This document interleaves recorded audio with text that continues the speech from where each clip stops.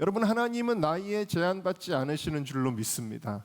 하나님은 우리의 연약함을 고백하는 것이 아니라 나는 나이가 많아도 하나님은 하십니다를 고백하는 자들을 통해 일하시는 줄로 믿습니다. 우리 어르신들 많이 계신데 제가 이런 말씀 드리기 죄송하지만 제가 재작년이었습니다. 지금은 또 나이 체계가 바뀌었지만 재작년에 나이가 앞자리가 딱 바뀌는데 굉장히 의기소침해지더라고요. 왜냐하면 제가 20대, 30대 때 설교한 거를 이렇게 들어보면 말이 정말 빠르고 정말 따발총처럼 다다다다다 설교를 하는데 제가 그걸 들으면서 이때 참 설교를, 죄송합니다만 이때 설교를 참 잘했구나 막 이런 생각을 하면서 근데 이제는 내가 청년들 쭉 청년 사역을 제가 주로 했잖아요. 근데 이제는 내가 나이가 5자로 바뀌었는데 청년 사역을 할 수가 있겠나 막 이런 생각도 들고 막 그러면서 내가 새로운 모험과 도전을 할 수 있을까, 교회적으로도 그런 생각이 들고 그냥 안정적으로 가야 되지 않을까 뭐 이런 생각이 들기도 하고 굉장히 의기소침해지더라고요. 그래서 자꾸 뭔가 자신이 없고 그 숫자 하나가 사람의 마음을 그렇게 바꿔버리더라고요. 그래서 그 숫자 하나 때문에 되게 자신이 없어지고 스스로 뒤로 물러서는 마음이 있었는데 하나님께서 어떤 계기를 저한테 주셨어요. 그러면서 하나님이 저의 마음속에 새로운 마음을 주셨던 게 뭐냐, 내가 앞으로 너에게 새로운 50년을 줄 거야. 네, 아멘을 해주시니까 감사하네요. 네, 오래 살아야 될 것 같습니다. 새로운 50년을 줄 거야. 그 마음을 하나님이 주시는데 그래? 그러면 내가 숫자와 관계없이 하나님이 일하실 수 있겠구나. 그래서 또 믿음으로 다시 일어서는 일이 있었습니다. 여러분, 우리가 하나님과 멀어지면, 지금 나이 얘기가 주제는 아니고요, 하나님과 멀어지면 우리의 생각이 어떻게 된다고요? 부정적이고 비관적으로 변한다라는 거예요. 근데 하나님이 나와 함께 하시는 친밀함을 누릴 때에 우리는 내게 능력 주시는 자 안에서 내가 모든 걸 살 수 있습니다가 고백되어지는 줄로 믿습니다. 네, 우리 아멘 하시는 우리 장로님, 권사님들에게도 이런 은혜가 있으시기를 주님의 이름으로 축원합니다. 자, 두 번째 함께 읽어보겠습니다. 시작. 하나님과 멀어지면 불안하고 조급해집니다. 137세였던 이삭이 죽음을 직감했을까요? 뭐라 그러냐면 내가 이제 어느 날 죽을지 알지 못하니 그랬단 말이에요. 자, 왜 이런 생각을 특별히 했냐면 그의 형이 14년 전에 죽었는데 그 형이 죽었던 나이가 언제냐면 137세였다라는 거예요. 그러니까 형도 137세에 죽었는데 나도 죽겠구나 라는 그런 불안한 마음이 있었던 것 같아요. 대개 가족 중에 아버지나 어머니가 일찍 돌아가신 경우에 그 아버지나 어머니가 돌아가셨던 그 나이가 되면은 되게 불안해 하시는 분들이 있더라고요. 그래서 나도 우리 엄마가 몇 살에 돌아가셨는데 나도 이 나이 때 죽으면 어떡하지? 그러는 분들을 실제로 제가 본 적도 있는데요. 그래서 이런 인간적이고 미신적인 생각을 언제 했냐면은 하나님과 멀어졌을 때 하게 된 겁니다. 그래가지고 이제 빨리 내가 아들을 축복하고 이거 빨리 물려줘야 되겠다. 이런 생각을 아주 조급하게 하게 된 거예요. 그래서 얼른 에서를 불러다가 너 빨리 사냥해가지고 음식해와라. 내가 너 축복해야 되겠다라고 되게 이 이삭이 조급해하고 있는 것을 보게 되어진다는 말입니다. 자, 그런데 여러분, 실제로 이삭은 몇 살에 하나님께서 불러가셨을까요? 창세기 35장의 나이를 한번 읽어볼까요? 시작. 이삭의 나이가 180세라. 이삭의 나이가 많고 늙어 기운이 다함에 죽어 자기 열조에게로 돌아가니. 자, 이삭이 몇 살을 살았죠? 180살을 살았습니다. 137살에 이삭이 내가 이제 죽을 것 같다. 아들아 빨리 와라. 축복받자. 이랬는데 137살에 죽기는커녕 그로부터 이후에 그럼 몇 년을 더 사는 거죠? 43년이나 더 사는 것입니다. 여러분, 쓸데없는 생각을 하게 된 거죠. 이 쓸데없는 생각 때문에 이삭의 마음이 불안하고 조급했던 것입니다. 자, 그러니까 여러분, 하나님과 멀어진 사람들은 마음이 항상 어때요? 불안하고 마음이 항상 조급합니다. 내가 빨리 뭐라도 해야 될 것 같은데 뭐라도 해야 될 것 같은데 그런 마음이 들게 됩니다. 여러분, 마음이 조급하면 그럼 어떻게 되죠? 자꾸 인간적인 방법을 동원하게 됩니다. 그리고 이렇게 불안하고 조급하면 결국에는 어떻게 되죠? 실수합니다.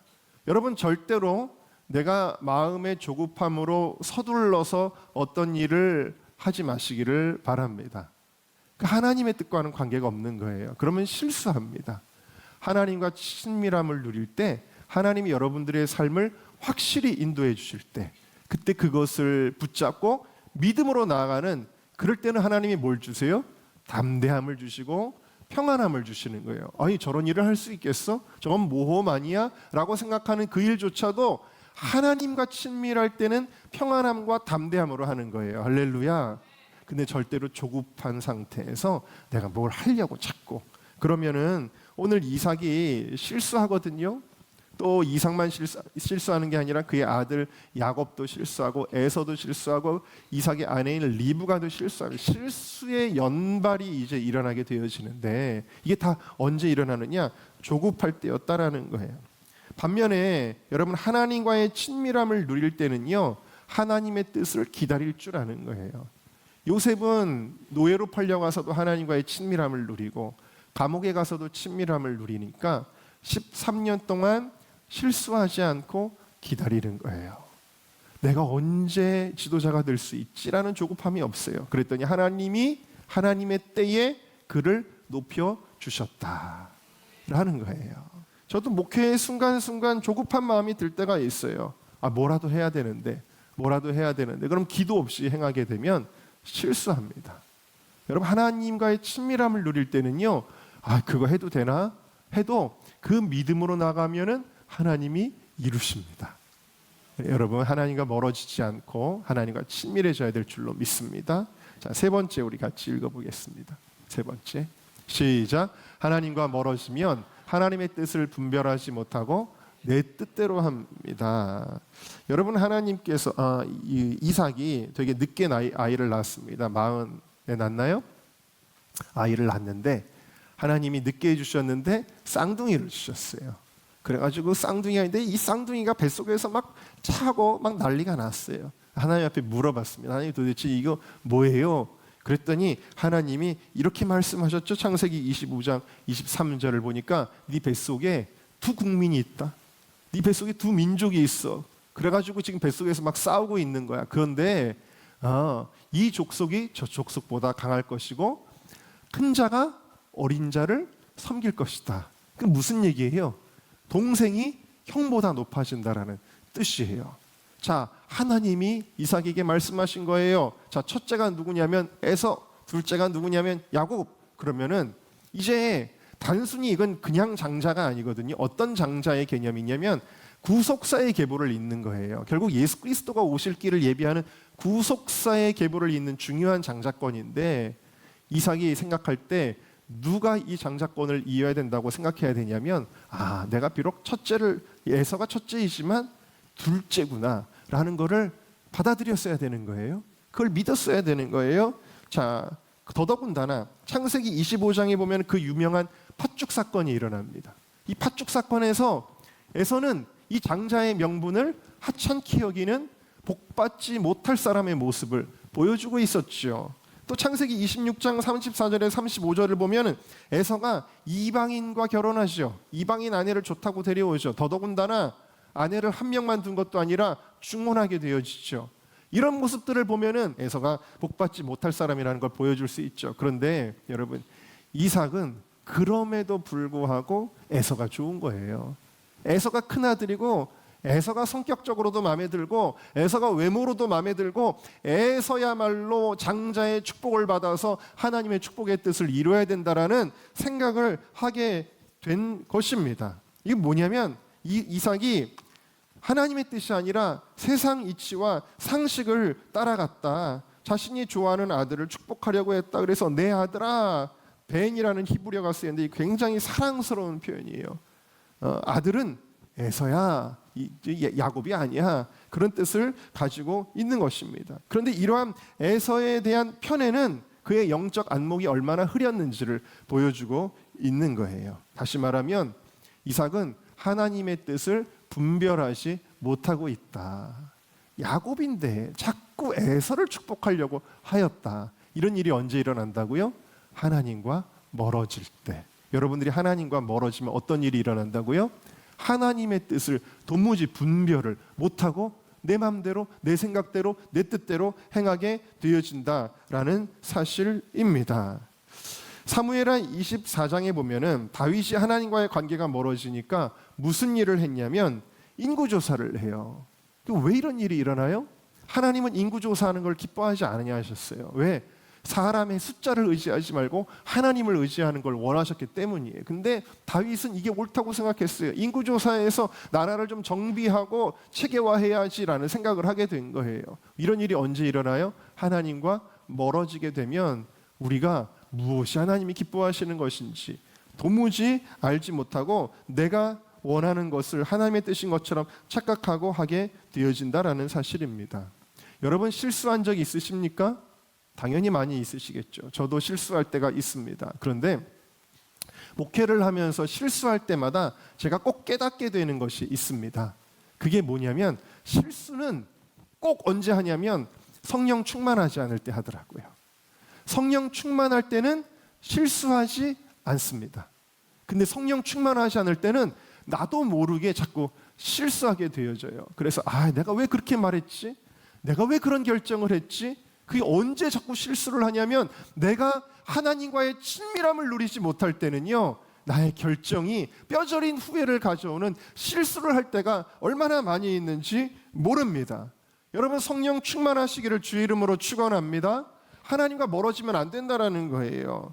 에베소서 5장 말씀을 우리 같이 읽어봅시다. 시작. 그러므로 어리석은 자가 되지 말고 오직 주의 뜻이 무엇인가 하나님의 뜻을 모르는 게 어리석은 거라는 거예요. 학벌이나 이런 것들이 아니라는 것입니다. 그러면 하나님의 뜻을 분별하는 거는 뭐냐? 18절을 읽어볼까요? 시작. 술 취하지 말라. 이는 방탕한 것이니 오직 성령으로 충만을 받으라.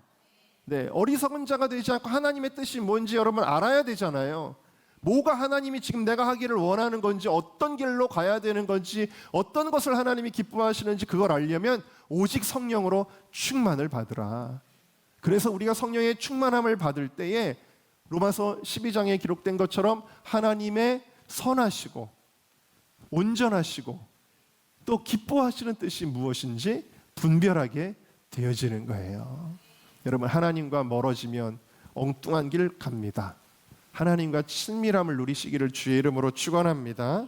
자, 우리 네 번째 같이 읽어봅시다. 시작. 하나님과 멀어지면 하나님 중심이 아닌 나 중심이 됩니다. 자, 이삭이 에서를 불러서 이제 축복하려고 하니까 너 사냥해 와라 라고 말할 때 이 말씀을 한번 우리가 주의 깊게 다시 한번 읽어볼까요? 3절과 4절입니다. 시작.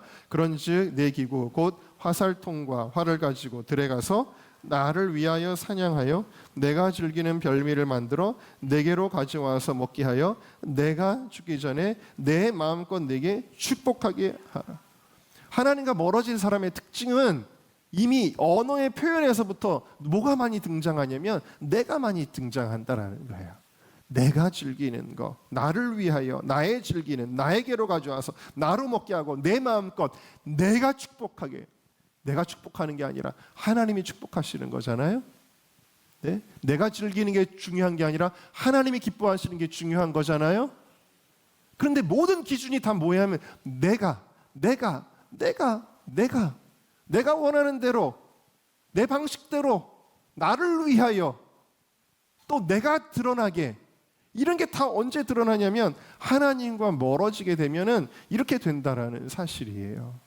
여러분 성도들 중에 어떤 분들은 겸손할 때는요 내 얘기를 안 해요. 그죠?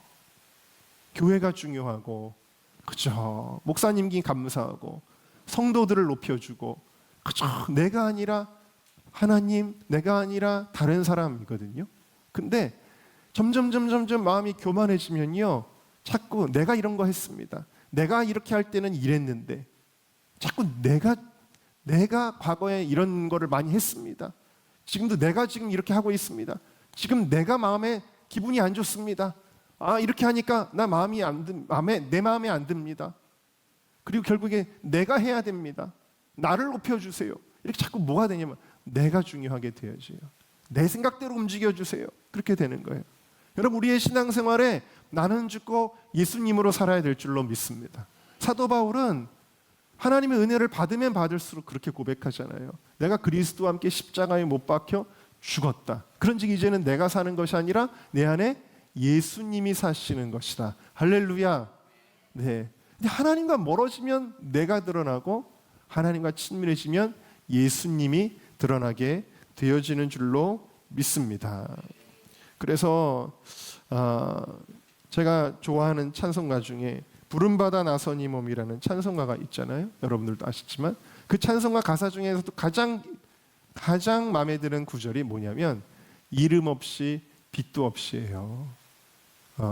이름 없이 빛도 없이. 여러분, 이름 없이 빛도 없이 감사하며 섬기실 수 있으십니까? 네? 꼭 내가 드러나야 되나요? 내가 빛나야 되나요? 여러분, 이게 진짜 예수님의 사람들의 모습이다. 이건 언제만 가능하냐면 내가 하나님과 친밀할 때만 이게 가능하게 되어지는 거예요. 우리가 누군가를 만나면요, 이런 분이 계시죠.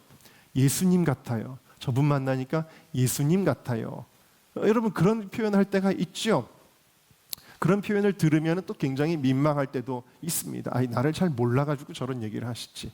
이제 어디 감히 예수님을 갖다가 붙여. 이런 생각이 들 때도 있는데, 여러분, 오늘 이삭이 여러분 어렸을 때 아버지가 너 번제로 널 드려야 되겠다라고 할 때 아버지 그렇게 하세요. 아버지 그게 하나님의 뜻이라면 저를 제물로 드리세요 하면서 순순히 결박당하는 그 이삭의 모습을 보면 우리가 뭘 느낄 수 있느냐? 야, 예수님 같다. 그러지 않겠어요? 할렐루야. 그런데 여러분, 하나님과 친밀할 때는 이렇게 예수님 같은 냄새를 내야 될 줄로 믿습니다. 우리가 그런 냄새를 내야 되는데 오늘 이삭의 모습을 보면 예수님 냄새가 난 게 아니라 이삭 냄새가 그냥 나는 거예요. 나를 위하여 음식 좀 해와라. 아주 그냥 식탐에 쩔어 있는, 고기 먹고 그거 즐기면 내가 기분 좋아서 너 축복해 줄게. 이삭 냄새만 나고 있는, 하나님의 뜻은 야곱인데도 굳이 내가 사랑하는 첫째 아들을 축복하겠다라는 이삭 냄새만 풀풀 나서는 안 되잖아요. 우리가 하나님과 멀어지면 이렇게 하나님 중심이 아닌 내 중심으로 인간적인 것만 느껴지게 되어진다라는 사실입니다. 여러분, 하나님과 멀어지지 마시기를 주님의 이름으로 축원합니다. 마지막으로 우리 5번째 읽어봅시다. 시작. 하나님과 멀어지면 하나님 사랑을 잃어버립니다. 4절을 다시 한번 볼까요? 4절을 읽어봅시다. 4절 시작. 내가 즐기는 별미를 만들어 내게로 가져와서 먹게 하여 내가 죽기 전에 내 마음껏 내게 축복하게 하라. 아들이 축복받기를 바라는 마음 나쁘지는 않겠지만 여러분, 축복을 어떻게 받으라고 얘기하냐면 너 별미를 만들어 와. 그러면 내가 너 축복해 줄게. 근데 이 말을 거꾸로 하면 뭐냐면 내가 너 축복해 줄 테니까 별미를 만들어 와. 이거는 지금 이삭의 가치관을 보여주는 거예요. 왜요? 여러분, 아들이 아버지에게 효도할 때 야, 너 나한테 효도해. 그럼 내가 재산 물려줄게. 아버지가 하는 사업 너 줄게. 너 나한테 효도해. 그래야 되겠어요? 아니죠. 너는 자식된 도리로서 성경의 가르침을 따라 부모에게 효도해야 된다라고 가르쳐야 되는 거예요. 할렐루야. 여러분, 교회 일할 때 저희 청년들의 야, 청년들아, 우리 교회 일 좀 하자. 목사님이 니네 오늘 맛있는 거 사줄게. 그러면 오늘 목사님 맛있는 거 사준다 그랬으니까 하자. 그건 아니잖아요, 여러분. 그냥 하자. 근데 잘하고 이쁘면 어떻게 되는 거예요? 저절로 맛있는 걸 사주게 되는 거죠. 할렐루야. 우리가 하나님을 기쁘시게 하는 이유가 뭐예요? 보상받기 위해서인가요? 하나님이 나를 축복해 주시니까 나는 주일 예배도 잘 드리고 나는 11조도 하고 나는 죄도 안 져야 되고 나 축복받아야 되니까 여러분, 하나님과 우리와의 관계가 이렇게 거래의 관계입니까? 아니죠. 그건 종교 생활입니다. 거래하는 거는 종교 생활이에요. 신앙 생활은 네 마음을 다하고 뜻을 다하고 힘을 다하여 주 여호와 너의 하나님을 사랑하라 하는 것입니다. 할렐루야. 사랑으로 하는 거예요. 할렐루야. 그러니까 여러분, 자식들 교육할 때도 너 아빠 구두 좀 닦어. 그러면 500원 줄게. 500원 너무 적은가요? 5,000원 줄게. 그러면 5,000원 받으려고 구두 닦는 게 아니죠. 여러분 어렸을 때부터 너 아빠 구두 좀 닦아라 하고 딱 끝내야 되는 거예요. 할렐루야. 네? 우리가 주님을 사랑할 때 조건 없이 사랑하면, 그러면 하나님을 기쁘시게 하면 그때는 하나님이 우리를 축복하여 주시는 것입니다. 우리가 물론 하나님 말씀대로 살면 하나님 우리를 축복해 주시지만, 욥은 뭐라고, 요즘 우리 큐티를 욥을 하고 있는데, 욥은요 하나님이 나를 축복하지 않아도 주님은 선하십니다. 주님을 떠나지 않습니다예요. 사단은 옆에서 하나님 막 순진하시기는, 축복 안 하면 인간들은 하나님 섬기지 않아요. 욥도 마찬가지라니까요. 제가 뺏어볼까요? 한번 보실래요? 사단은 계속 얘기하잖아요. 인간들은요 다 축복 받아야만 하나님 섬기는 거예요 라고 사단이 그렇게 얘기하잖아요. 그런데 하나님은 아니야, 그럴 리가 없어. 그래? 그럼 한번 때려봐, 쳐봐. 그래도 나 버리지 않을걸? 근데 결국 이 게임에서 누가 이겼냐면 하나님의 신뢰하시는 이 욥의 믿음이 승리하게 된 거예요. 할렐루야. 그러니까 그때 하나님이 진짜 축복을 주시는 거예요. 다니엘의 세 친구가 뭐라 그럽니까? 하나님이 이 풀무불 속에서 우리를 건져주실 것입니다. 그러나 그리 아니하실지라도 우리는 저 금신상에게 절하지 않고 주님의 길을 갈 것입니다. 하나님에게서 멀어지면 우리의 신앙생활은 종교생활이 돼서 늘 이러다가 벌 받으면 어떡하지? 이런 생각만 하고요. 이거 해야지 내가 축복받지? 이 생각만 하는 거예요.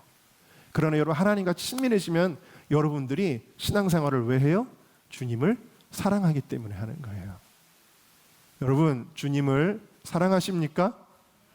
어떤 조건과 환경과 보상 바라지 않고 여러분 주님을 사랑하십니까? 그 왜 그럴까요? 주님과 친밀하기 때문이에요. 여러분 그 주님과 친밀할 때 그래야 행복한 것입니다. 사람들의 얼굴에 행복이 있을 때 그거는 사랑이 있기 때문이에요. 청춘 남녀가 사랑해도 행복합니다. 그냥 막 웃음을 못 참아요. 여러분 처음에 막 썸 타고 막 그럴 때 보면 여기 입이 꼬리가 막 올라가는데 이걸 내리려고 막 하는데도 막 얼굴에서 막 미소가 찢어지는데 그걸 참기가 어려워요. 인간의 사랑도 그렇거늘 하나님과 사랑하면은 그게 얼마나 행복한지 아세요? 여러분 신앙생활 행복하게 하시기를 바랍니다. 그래서 제가 지난주에인가도 말씀드렸잖아요. 우리가 예배의 기쁨을 누려야 된다. 예배의 기쁨을 누리는 자는 뭘 의미하는 거냐면 주님과 사랑하고 있다라는 거예요. 이 사랑의 기쁨을, 오늘 이 말씀을 통해서 우리가 5가지를 나눴는데, 여러분 하나님과 멀어지면 부정적인 생각, 비관적인 생각하게 됩니다. 여러분 하나님과 친밀해짐으로 믿음의 생각, 믿음의 선포, 믿음의 삶을 사시기를 주의 이름으로 축원합니다. 하나님과 멀어지면 조급하고 불안해져요. 근데 하나님과 친밀하면 확실해집니다. 믿음과 평안함과 담대함이 생기는 줄로 믿습니다. 하나님과 멀어지면 하나님의 뜻을 분별하지 못하고 내 뜻대로 하지만, 여러분이 하나님과 친밀하면 주님의 선하신 인도하심을 받게 되어지는 것입니다. 하나님과 멀어지면 하나님 중심 아닌 내 중심이 되지만, 하나님과 친밀해지면 내가 아니라 예수님이 드러나는 삶이 되어지는 줄로 믿습니다. 마지막으로 하나님과 멀어지면 우리가 세상적인 가치관으로 종교 생활해요. 그죠? 벌 받을까 봐 두렵고 축복 받을까 봐 이거 하고. 그러나 여러분 하나님과 가까워지면 주님 사랑하는 행복한 삶이 되어지는 줄로 믿습니다. 여러분 모두가 하나님과 가까워지시기를 주님의 이름으로 축원합니다.